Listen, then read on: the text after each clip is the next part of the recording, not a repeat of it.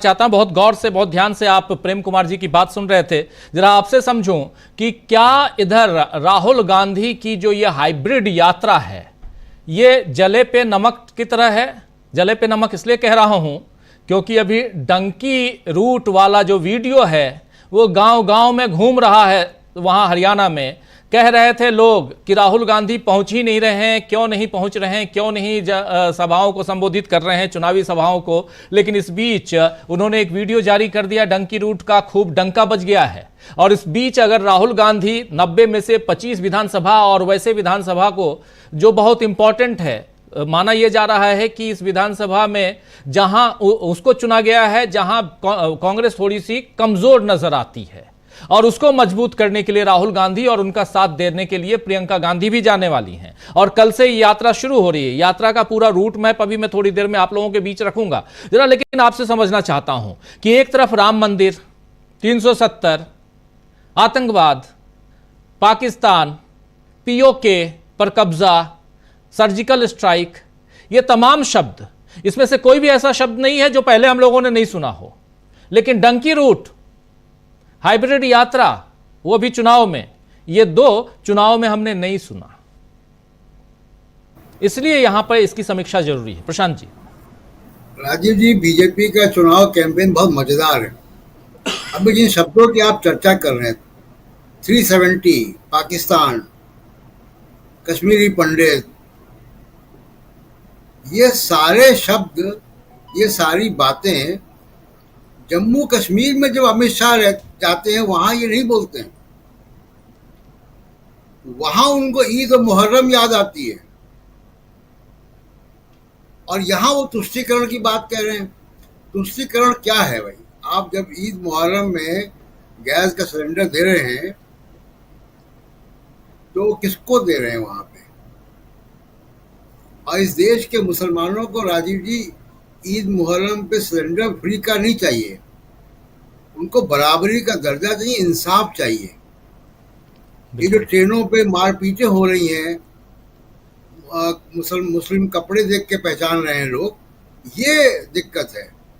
तो बीजेपी का, और जब बीजेपी हरियाणा में आएगी तो 370, कश्मीरी पंडित, पाकिस्तान, ये सारी चीजें उनको याद आती हैं। एक बार भी वो ये नहीं बता पा रहे हैं कि 10 साल केंद्र में और हरियाणा में दोनों जगह सरकार थी, जिसको डबल इंजन का नाम दिया मोदी जी ने। वो डबल इंजन ने क्या किया हरियाणा में? पाकिस्तान की बात क्यों कर रहे हैं आप? पाकिस्तान की बात करने को क्यों मजबूर है? जब आपने अगर काम किया होता, आप काम गिनाइए लोगों का। लेकिन लोगों को काम क्या याद है? राजीव जी, हरियाणा के चुनाव में जो वीडियो राहुल गांधी का वायरल हो रहा है, उसके अलावा कुछ और चीजें वायरल हो रही हैं।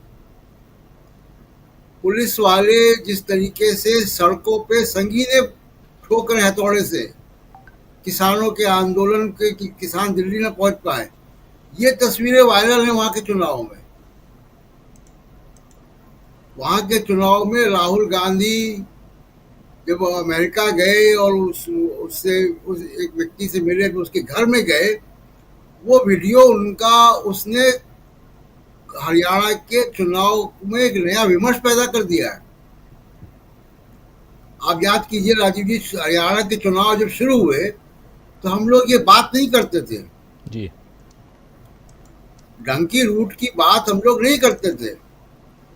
हम लोग बात करते थे एमएसपी की, किसान आंदोलन की, पहलवान की, विनेश फोगाट की, अग्निवीर की।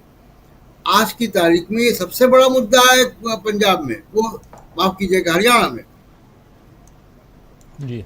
तो अगर किसी पार्टी का प्रचार अगर समाज से वापस आने लगे, रेजोनेट होने लगे, गूंजने लगे, तो फिर वो समझिए कि वो जनता की नब्ज पकड़ रहे हैं। और राहुल गांधी हरियाणा में बिना जाए ही हरियाणा के तमाम गांवों में पहुंच चुके थे, उनका वीडियो। तो ये एक बहुत बड़ी बात है। और अमित शाह ये सब चीजें बताएं, पाकिस्तान, 370, कश्मीरी पंडित, जब वो कश्मीर के चुनाव में जाएं। 8 तारीख को जब रिजल्ट आएंगे राजीव जी, तमाम सीटों पे के अलावा मेरी एक नज़र होगी माता वैष्णो देवी सीट पर भी। प्रधानमंत्री नरेंद्र मोदी वहां गए थे, कटरा में भाषण देकर आए, और वहां पे जो मंदिर का रख रखाव करने वाली जो बिरादरी है, बारीदार, उनसे वादा किया था मोदी जी ने कि आपको श्राइन बोर्ड में लेकर आएंगे। उनकी मांग है, वो नहीं मानी। वो मांग नहीं मानी तो उन्होंने अपना एक निर्दलीय कैंडिडेट भी खड़ा किया हुआ है।